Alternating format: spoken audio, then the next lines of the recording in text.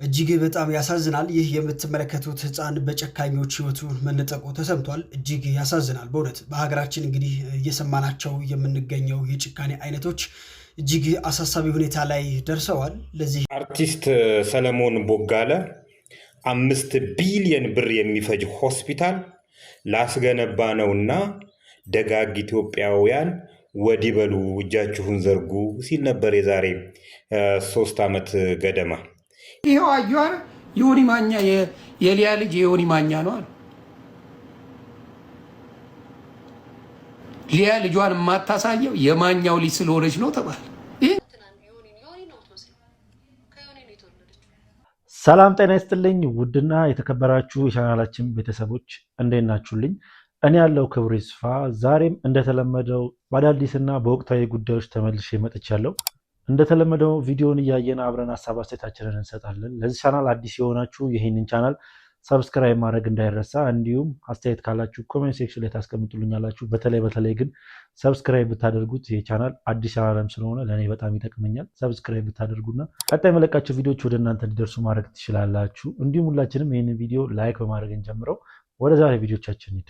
እጅግ በጣም ያሳዝናል። ይህ የምትመለከቱት ህፃን በጨካኞች ህይወቱን መነጠቁ ተሰምቷል። እጅግ ያሳዝናል በእውነት በሀገራችን እንግዲህ እየሰማናቸው የምንገኘው የጭካኔ አይነቶች እጅግ አሳሳቢ ሁኔታ ላይ ደርሰዋል። ለዚህ ህፃን ልጅ እንግዲህ በርካቶች ፍትህም እየጠየቁለት ይገኛሉ። ሁላችሁም ይህንን ቪዲዮ ሼር አድርጉት። ይህ የምትመለከቱት የ7 ዓመት ህፃን አብዱል ጀሊል አብዲህ ይባላል። መስከረም 17 ቀን ክርስቲያን ጎረቤት ጓደኞቹ ጋር ዶሮ ስላየ አራስ ለሆነችው እናቱም ማዬ ለኔም ዶሮ ግዢ ብሎ ከተማጸናት በኋላ እንግዲህ ቦሌ አረብሳ ከሚገኘው ኮንዶሚኒየም ቤታቸው ወጥታ ገዝታለት ስትመለስ የመጀመሪያ ልጇ አብዱን ግን ልታገኘው አልቻለችም። ከብዙ ፍለጋ በኋላ የመገኘቱ ብስራት ቤተሰቦቹ እየተጠባበቁ እንግዲህ ባለበት ሰዓት ነው በሚያስደነግጥና እጅግ ልብ በሚሰብር ሁኔታ እንግዲህ ይህን ምስኪን ህፃን ብዙ ያዩበትን ልጃቸው አንገቱን ቀጭተው ቤታቸው ፊት ለፊት የሚገኘው ወንዝ ዳር ጥለውት እንደተገኘ ነው የተገለጸው። እጅግ ያሳዝናል። ይህ ድርጊት ታዲያ በዚህ ሰዓት በዚህ በሶሻል ሚዲያው እጅግ በርካቶችን ልብ የሰበረ ያሳዘነ ጉዳይ ምን ማለት ነው? አሁን አንድ ምንም የማያውቅን ህፃን ልጅ በእንደዚህ አይነት መልኩ ከቤተሰቦቹ ነጥሎ በእንደዚህ አይነት መልኩ በአሰቃቂ ሁኔታ ግደል ማለት በጣም የሚዘገንን ነገርና እኔ በጣም ስሰማው ሁላ ከብዶኝ ነበረ። ሲቀጥል እናትየው በሶሻል ሚዲያ ላይ በተለይ ደግሞ ቲክቶክ መንደር ላይ ልጇ ልክ የጠፋባት ቀን ፈልጉልኝ ብላ በቪዲዮ ምናምን ተለቆ ነበር ማለት ነው። እና ልጇ እንትን ባለ ያው በንጋታው ነው ይሄ ነገር የተፈጸመው። ልጁ በጠፋ በንጋታው ነው ወንዝ ዳር የተገኘው ልጁ ማለት ነው። እና ለእናትየው ምን አይነት ሀዘን ሊኖርባት እንደሚችል በጣም ማሰብ የሚከብድ ነገር ነው። በጣም ከአቅም በላይ የሆነ ሀዘን ነው የሚገጥማት ብዬ አስባለሁ። ሲቀጥል ደግሞ ቲክቶክ ላይ እንደዚህ አይነት ነገር ሲፈጸም ወይ ደግሞ ሲደርስ ያን ሰው ለመደገፍ እርዳታ ምናምን ይዘጋጃል እና እንደዚህ አይነት ነገሮች ይዘጋጁልሽ ሲባሉ እኔ አልፈልግም በማለት መልሳለች። እኔ እርዳታ አልፈልግም ግን ፍትህ እፈልጋለሁ እያለች ነው። ግን ፍትህ ታገኛለች አታገኝም የሚለውን አብረን የምንመለከተው ይሆናል። ያው የብዙ ህጻናቶች ደም እንደዚሁ እንደባከነ ሁላችንም እናውቃለን። እስኪ የዚህኛው ልጅስ ይዋክናል ወይስ ደግሞ ፍትህ ያገኛል የሚለውን የምንመለከተው ይሆናል። አርቲስት ሰለሞን ቦጋለ 5 ቢሊዮን ብር የሚፈጅ ሆስፒታል ላስገነባ ነውና ደጋግ ኢትዮጵያውያን ወዲህ በሉ እጃችሁን ዘርጉ ሲል ነበር የዛሬ 3 ዓመት ገደማ። ይሄን ሆስፒታል ከጓደኞቼ ጋር ሆኜ ልገነባ ያነሳሳይ ነገር ህንድ በነበርኩበት ሰዓት የህንድ ዶክተሮችና የኢትዮጵያ ደላላዎች በጋራ አንዲት ኢትዮጵያዊ ታማሚ ህፃን ላይ ሲያሰቃዩት ስላየው ነው ብሎ እንዲነግሮን ነበር።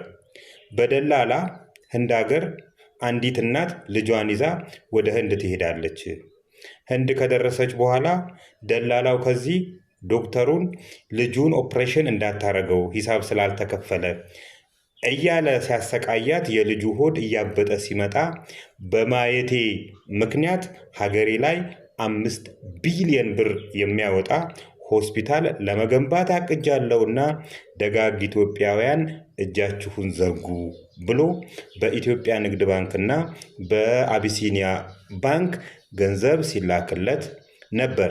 ከዚህ በተጨማሪ ሆላንድ ሀገር ያለው ፊሊፕስ የተባለው ኩባንያ ግማሹን ከቻልክ ግማሹን ደግሞ እኛ ችለን ሆስፒታሉን እናስገነባዋለን፣ ሆስፒታሉ ሲያልቅ ደግሞ ሁሉንም የሆስፒታሉ እቃዎች በፊሊፕስ ማቴሪያሎች እንሞላለሃለን ብለውኛል እያለ ሲያለቅስ ሲያነባ ኢትዮጵያውያንም እጃቸውን ሲዘረጉ ነበር። ከዚህ በተጨማሪ በቴሌ አጭር ስልክ ቁጥርም ብር እንዲላክ እያመቻቸው ነው ሲል ነበር ሰይፉ ፋንታሁን ላይ ቀርቦ እና ይኸው 3 ዓመት ሆነው ቄሱም ዝም ምኑም ዝም ነው የሚባለው። የታረከው ብለን እንጠይቀሃለን አንረሳማ። እኛ የታረከው ስንት ብርስ ተለቀመ? ለምንስ ተቋረጠ? ለምንስ ለቀምክና አቋረጥከው ማለት እንፈልጋለን እንደ ዜጋ። ሰሞኑን እንደዚህ አይነት ነገሮች በጣም እየተደጋገሙ ይገኛሉ። ያው በእርዳታ ስም የሚሰበሰብን ገንዘብ ለግል ጥቅም ማዋል በሚል ማለት ነው። እና ሰለሞን ቦጋለ ያውለው አያውለው ምንም የማውቀው ነገር የለም፣ ግን ለምን ዝም አለ በማለት ብዙ ሰዎች ቅሬታቸውን እያቀረቡ ይገኛሉ። እና እሱ መልስ ይሰጣል ብዬ አስባለሁ። በዚህ ጉዳይ ላይ ዝም የሚል አይመስለኝም። ለምን አንድ ሰው ብቻ አይደለም እየጠየቀ ያለው በአሁኑ ሰዓት ላይ ቲክቶክ ላይ አንድ ርዕስ ተገኘ ማለት ሰው መነጋገሪያ ነው የሚያደርገው። እና ከዚህ በፊት ዮኒ ማኛም ተናግሮት ነበረ እና ቀበል አድርጎ ደግሞ ይሄ ሰውዬም ገባ። ይሄ ሰውዬ ማለት የመንሱር ጀማልን ጉዳይ ያጋለጠው ግለሰብ ነው እና እንደዚህ አይነት ነገር ዝም የሚባል አይመስለኝም። ግን ሰለሞን ቦጋለ መልስ ይሰጣል ብዬ አስባለሁ በዚህ ጉዳይ። ዲቦራ ወይስ ርብቃ? ይህ መረጃ ለሌሎች እንዲደርስ ሼር ማድረጋችሁ እንዳትረሱ። ሰሞኑን ሙሴ ሰለሞን የታገብኛለች ጥያቄ አቅርቦ ተቀባይነትን አግኝቷል። ከ2 ዓመት በፊት ሙሴ ሰለሞን በቲክቶክ እና በኢንስታግራም አበው ምን ይላሉ? ትልቁ ዳቦ ሊጥ ሆነ። አንተ ሊጥ አይደለም ጭቃ ነው የሆንከው። ሙት ጭቃ ነው በቃ። ይሄ የጭቃ አስተሳሰብ ነው ይዘህ የመጣው። ኤአይ አይደለም አይደል? ሪል ሰው ነህ። እኛ ጋር ስትታይ እዚህ ጋር የሆነ ራሰ በራህ ሰውዬ ምጥጥ ያደረገ ምናምን ነገሮችን ማገናዘብ የሚችል ሰው ነው የምትታየን እንዲህ ገጽታ። ሪል ማንነትህ ሕፃን ከሆነ ወይ ኤአይ ከሆንክ አናውቅም። በተረፈ ግን ሚስት የትኛዋ ሚስት ትሻላለች ብለህ ታወዳድራለህ? ምን አገባህ? የምትሻለውን መርጦ አግብቷል። እያወዳደርክ ያለው እኮ ሙሴ ሰለሞንንና ብሩክ ኒውስን አይደለም። ሁለቱም ብታወዳደር እንደው እሺ እንትና በዚህ ይበልጣል እንትና በዚህ ይበልጣል ብለው ኮሜንት ያደርጉልሃል። ምን እንዲሉ ነው የፈለከው? ልጁ ትስማማኛለች፣ ትመቸኛለች፣ ወድጃታለሁ ብሎ በቃ አገባ አይደል? ፕላስ ይሄ መረጃ ለብዙ ሰው እንዲደርስ ሼር፣ ኮፒ ሊንክ ምናምን አድርጉ። የትኛው መረጃ? የትኛው ጥያቄ እኮ ነው የጠየቀው። ሐሜት አሉባልታ ለብዙ ሰው እንዲደርስ ሼር፣ ኮፒ ሊንክ እናርግልህ። ሐሜትና አሉባልታ ይዘህ መረጃ ትላለህ። መረጃ ያልከው ምኑን ነው? እስኪ እንደ መረጃ እንድንቆጥርልህ ይሄ መረጃ ለብዙ ሰው እንዲደርስ ሼር ኮፒ ሊንክ አድርጎ ያልከው የትኛው መረጃ? አረ አቅላችሁን፣ አንዳንድ ሰዎች አቅላችሁን አሰሩት። በእናታችሁ ግዴላችሁም አቅላችሁን አሰሩትና ፖስት የምታረጉትን ነገር ይወቁ። ነገ መታወቅህ አይቀርም። ሁሉም ሰው ስለታወቀ አንተም ነገ መታወቅህ አይቀርምና እንደዚህ አይነት ቅሌቶች ይቀመጡልሃል። ሚስት አወዳድረህ የፈመስከው ልጅ መባል አይቀርም። ከእንደዚህ አይነት ነገር ደግሞ ራስህን ጠንቀቅ ጠበቅ በል። ሶሻል ሚዲያ ላይ በአሁኑ ሰዓት በቃ መነጋገሪያ ለመሆን ወይ ደግሞ የሆነ ቪዲዮ ቫይራል የሚወጣ ብዙ ጊዜ ያው የሆነ አላስፈላጊ ነገሮችን ስንሰራ ነው፣ የማይዋሽ ነገር ነውና ሰው ትክክለኛ ነገር የሚሰራ ሰው በብዛት ቫይራል አይወጣለትም እና ቪዲዮ የሆነ መነጋገሪያ ለመሆን ብዙዎች እንዲቀባበሉት ምናምን አላስፈላጊ ነገሮችን እናገራለን። በተለይ ደግሞ ቲክቶክ መንደር ላይ እንደዚህ አይነት ነገር በጣም እየተለመደ ነውና ይሄ ነገር እኔ አስፈላጊ ነው ብዬ አላስብም። አሁን የዚህ ልጅ የትዳር ህይወቱን የሆነ ሊያበላሽ የሚችል ነገር ነው ልጁ ቪዲዮውን የለቀቀው። የበፊት ነገሩን ምናልባት ፍቅረኛው ላታውቅ ትችላለች፣ አብረው ያለችው ግለሰብ ላታውቅ ትችላለች እና የበፊት የእሱን የህይወት መንገድ ሊያበላሽ ስለሚችል እንደዚህ አይነት ነገሮችን ስናወራ ተጠንቅቀን ቢሆን ጥሩ ይመስለኛል። ይሄው አዩአር ዮኒ ማኛ የሊያ ልጅ የዮኒ ማኛ ነው አሉ። ሊያ ልጇን የማታሳየው የማኛው ልጅ ስለሆነች ነው ተባለ። ይህ እንግዲህ አሁን ልጅ አለ። ሃኒሙናችን እኔ ቱርክ ሄጄ የፀጉር ንቅለ ተከላ ሳረግ ኢትዮጵያ ሴት ደግሞ ለካ ጫውቻታለሁ። ረስቸው ይቅርታ ቤተሰብ ረስቸው ነው ቤተሰብ ለካ ኢትዮጵያ ሴት አጫውቻታለሁ።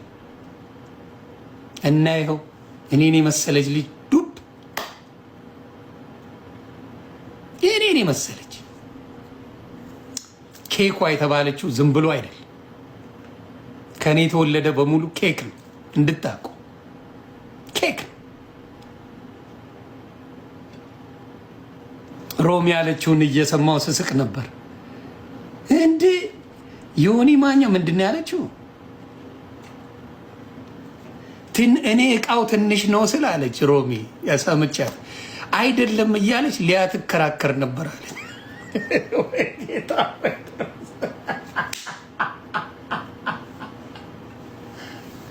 እኔ እቃው ትንሽ ነው ስል አይደለም እያለች ትከራከራለች። አሁን ደግሞ በቃይ ሊጣሉ ነው። ምን ይሻለኛል?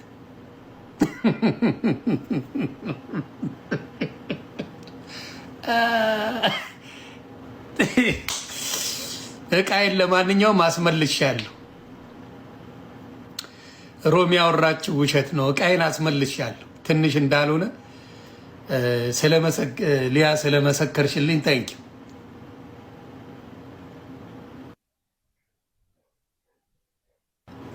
እናመሰግናለን።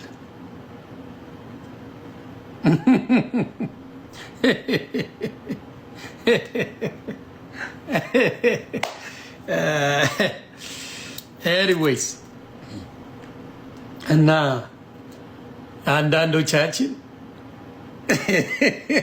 ልጅዋን አላሳይም እያለችው ነው ለካ የሚጣሉት እያሉ በሊያ ሾው እና በዮኒ ማኛ ያለው ጉዳይ በጣም እየተጧጧፈ እየከረረ መጥቷል። በአሁኑ ሰዓት ላይ ያው ከዚህ በፊት ብዙ ነገሮችን አብረው የሰሩ ግለሰቦች ቢሆንም አሁን ላይ ግን ያው በሁለት ጎራ ተከፍለው አንቺ እንደዚህ ነሽ፣ አንተ እንደዛ ነህ እየተባባሉ በተለይ ደግሞ የዮኒ ማኛ ወንድም ያረፈለት ሁላችንም እናስታውሰዋለን። ሊያ ሾው በተናገረችው ንግግር ያ ዮኒ ማኛ ቅር ተሰኝቶ በጣም እየዛተ ነበረ እና ከዛም ባለፈ ደግሞ በሊያ ሾው ልጅ የዮኒ ማኛ ነው እየተባለ በጣም እየተወራ ይገኛል።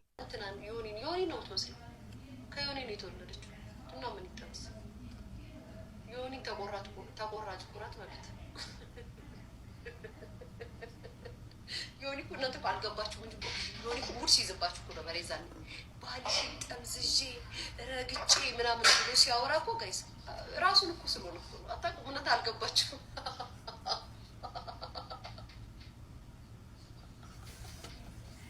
ራሱን እኮ ነው። እኛ እኮ ዝም ብለን እኮ ነው እዚህ ቤት የምንደበረው። እውነት እኮ ስለማይገባችሁ እኮ ነው። ራሱን እኮ ነው። ራሱን ጠምዝዤ ረግጬ ያለው እኮ ራሱን እኮ ነው። ይሄ ፈሳፋ እንዲያ